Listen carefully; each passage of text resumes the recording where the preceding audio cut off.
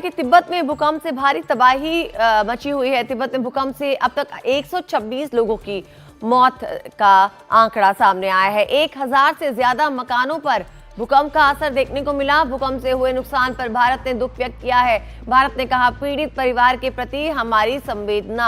आपको बता दें, तिब्बत में 7.1 तीव्रता के भूकंप के साथ साथ बहुत से लोगों के मरने की खबर सामने आई, जिसमें 126 लोगों की मौत की पुष्टि हो गई है और 1000 से ज्यादा मकानों पर भूकंप का असर हुआ है। पीड़ित परिवारों की तरफ हमारी संवेदनाएं, भारत ने ये कहा और भारत ने दुख व्यक्त किया।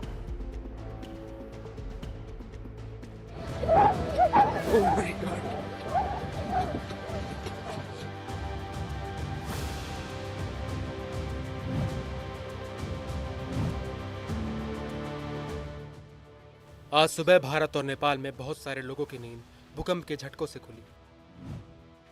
लेकिन दरअसल भूकंप का केंद्र तिब्बत में था, जहां बड़े पैमाने पर तबाही हुई। इस तबाही की पूरी तस्वीर अभी आनी बाकी है। फिलहाल ये खबर है कि 95 लोग इस भूकंप की चपेट में आकर चल बसे। ये तादाद और बड़ी हो सकती है। टूटी फूटी इमारतें जैसे किसी दैत्याकार शक्ति ने इन ढांचों को तोड़ मरोड़ डाला हो। बीच में फटी हुई सड़कें जैसे प्रकृति की कोई आरी चली और इन्हें चीर गई। तिब्बत में सोमवार सुबह लोगों की नींद एक विराट गड़गड़ाहट और झटके के बीच टूटी। उनके चारों तरफ तबाही पसरी हुई थी। हिमालय की गोद को तहस नहस करता यह भूकंप एक बड़ी त्रासदी लेकर आया। जमीन धसी, इमारतें गिरी और कई लोग सीधे दफन हो गए। 95 लोगों की मौत हो गई और 125 से ज्यादा घायल हैं। ये तादाद और बड़ी हो सकती है। 1000 से ज्यादा मकानों पर इस भूकंप का असर पड़ा है। पूरा इलाका जैसे मलबे में बदल गया। नेपाल और तिब्बत की सरहद पर सुबह 6:35 पर आया ये भूकंप 7.1 की तीव्रता का था। इसका केंद्र नेपाल से 93 किलोमीटर उत्तर पूर्व तिब्बत के शिजांग में था। करीब 13,800 फुट की ऊंचाई पर आए इस भूकंप की गहराई 10 किलोमीटर तक की थी और इसकी थरथराहट को 150 किलोमीटर के इलाके में महसूस किया गया। इसके कुछ देर बाद भूकंप के 2 और झटके महसूस किए गए।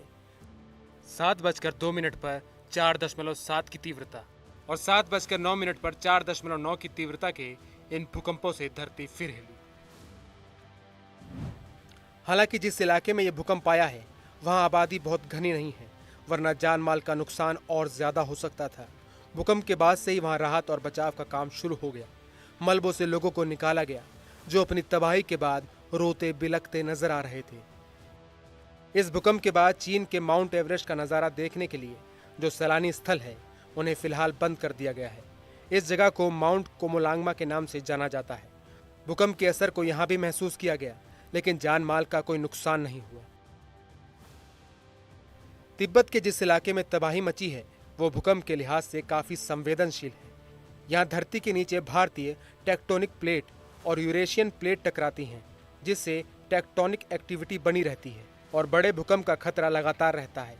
ताजा भूकंप का केंद्र तिब्बत के टिंगरी काउंटी के पास रहा। मंगलवार सुबह आए बड़े भूकंप के बाद भी यहाँ 40 से ज्यादा आफ्टर शॉक आए हैं, जो कम तीव्रता के रहे। इस इलाके में तापमान 0 से 8 से 18 डिग्री कम है। भूकंप से पानी और बिजली की सप्लाई पर काफी असर पड़ा है।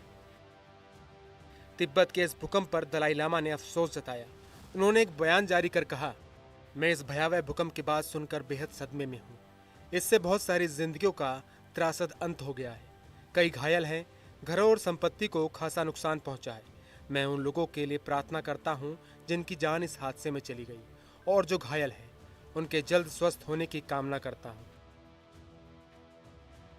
दलाई लामा बस 23 साल के थे जब 1959 में उन्हें तिब्बत छोड़कर पहाड़ों को फलांगते हुए भारत आना पड़ा था। आज भी तिब्बत अपनी सांस्कृतिक अस्मिता को लेकर बेहद संवेदनशील है। मंगलवार सुबह आए भूकंप के बाद वहां जो पहाड़ हिले हैं, जो धरती दरकी है, उसके उभरने में अभी यहाँ के लोगों को खासा वक्त लगेगा।